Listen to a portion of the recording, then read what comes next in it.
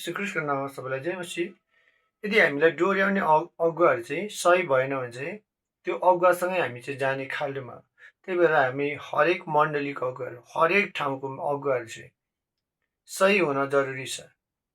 जसरी प्रभु येशू ख्रिस्टले चाहिँ शास्त्री फरिसीको बारेमा चेलाहरूलाई यहाँनिर भन्दै हुन्छ मत्ती 15:14 पदमा, तिनीहरूलाई छोडिदेऊ, ती अन्धा अगुवाहरू हुन्। अन्धाले अन्धालाई डोर्यायो भने ती दुवै खाल्डोमा पर्नेछन्। यहाँ चाहिँ प्रभु येशूले शास्त्री फरिसीको बारेमा भन्नुहुन्छ तिनीहरू चाहिँ अन्धा अगुवा हुन्। अन्धाले अन्धालाई डोर्यायो भने चाहिँ दुवै खाल्डोमा पर्छन्। साँच्चै नै मण्डलीको अगुवा चाहिँ सही भएन भने चाहिँ